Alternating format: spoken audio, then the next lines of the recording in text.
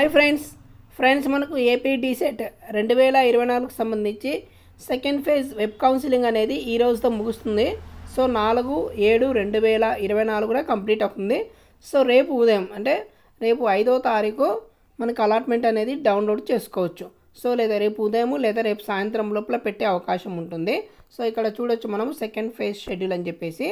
So ఇక్కడ చూసినట్లయితే మనకు ముఖ్యంగా సో 30/6/2024 నుంచి 4/7/2024 వరకు అనేది వెబ్ ఆప్షన్స్ పెట్టుకున్నారు. సో అలాట్మెంట్ చూసినట్లయితే మనకు 5/7/2024 నుంచి 7/7/2024 వరకు ఉంటుంది. So issue of provisional letters to admission so 8/7/2024 మనకు తీసుకోవచ్చు అనమాట. Verification of certificates of diets and issue of final admission letter so 9/7/2024 నుంచి 13/7/2024 అనే జరుగుతుంది.